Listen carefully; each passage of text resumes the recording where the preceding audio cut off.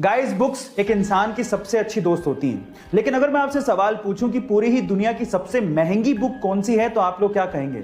चलिए मैं आपको इसका जवाब देता हूं।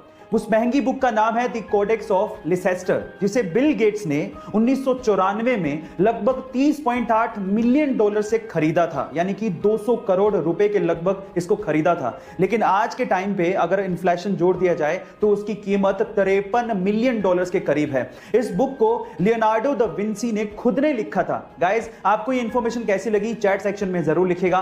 गाइस, क्या आपको पता है कि इंडिया की लोकसभा में टोटल 552 सीटें हैं, यानी कि पूरे देश से लोकसभा में मैक्सिमम 552 लोग चुन के पहुंच सकते हैं। लेकिन क्या आपको पता है कि उन 552 सीटों में से किसी भी सीट पे 420 नंबर नहीं लिखा गया है? अब क्यों, ये मैं आपको बताता हूं। देखिए, आईपीसी की धारा के तहत 420 नंबर फोर्जरी यानी कि धोखाधड़ी के लिए इस्तेमाल किया जाता है, और इसी वजह से हमारे किसी भी लोकसभा सीट पे 420 नंबर नहीं लिखा गया है। इनफैक्ट जैसे ही 419 नंबर आता है तो उसकी अगली सीट को 420 नंबर की बजाय 419 ए कहा जाता है। गाइस, क्या आपको ये पहले से इंफॉर्मेशन पता थी?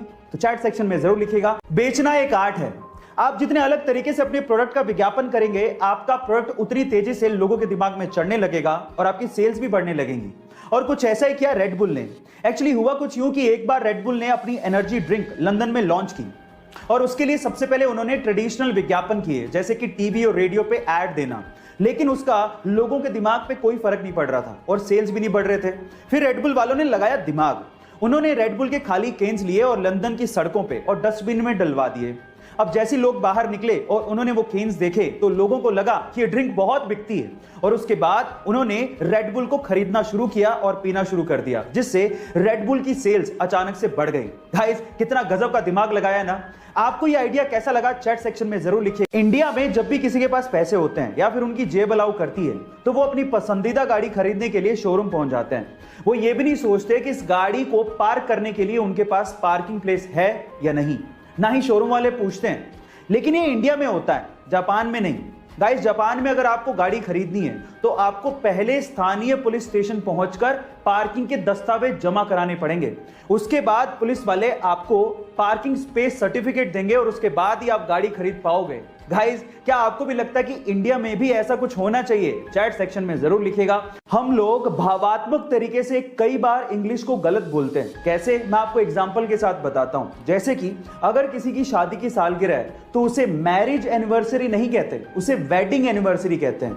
इसी तरह से अगर आप किसी चीज को फिर से इस्तेमाल कर रहे हो तो उसे सेकंड हैंड नहीं कहते, उसे यूज्ड कहते हैं। इसी तरह से अगर कोई मर जाता है तो उसे डाइड नहीं कहते, उसे पास्ड अवे कहते हैं। इसी तरह से अगर कोई गरीब है तो उसे पुअर नहीं कहते, उसे अंडर प्रिविलेज्ड कहते हैं। और फाइनली अगर कोई मोटा है तो उसे फैट नहीं कहते, उसे फुल फिगर्ड कहते हैं। गाइज, आपको इंग्लिश की ये नॉलेज कैसी लगी चैट सेक्शन में जरूर लिखिएगा। गाइज, अगर आप किसी डॉक्टर के पास कभी गए हो तो आपको देखने के बाद वो एक पर्ची पर दवाई लिख के देता है, लेकिन दवाई लिखने के बाद ऊपर ऊपर वो RX भी लिखता है। क्या आप उसका मतलब जानते हैं? इनफैक्ट बहुत सारे डॉक्टर्स भी उस RX का मतलब नहीं जानते।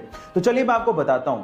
देखिए, एक्चुअली RX में R का मतलब है रेसिपियर, मतलब लेना, दवाई लेने के लिए बोला जा रहा है। और साथ ही साथ मिस्र में एक देवता है होरस, जिनकी आंख RX के जैसे दिखती है और उसे अच्छे स्वास्थ्य का प्रतीक माना जाता है। तो ओवरऑल अगर RX लिखा है तो उसका मतलब यह है कि दवाई लो और साथ में प्रभु का नाम लो, आप ठीक हो जाओगे। गाइस, आपको RX का ये मतलब सुन के कैसा लगा चैट सेक्शन में जरूर लिखिएगा। और ऐसे अमेजिंग वीडियोस के लिए यूट्यूब पे हमारे चैनल को सब्सक्राइब कर लीजिएगा, और अगर आप इंस्टाग्राम पे देख रहे हैं तो मुझे फॉलो करना मत भूलिएगा। मिलता है अगली वीडियो में।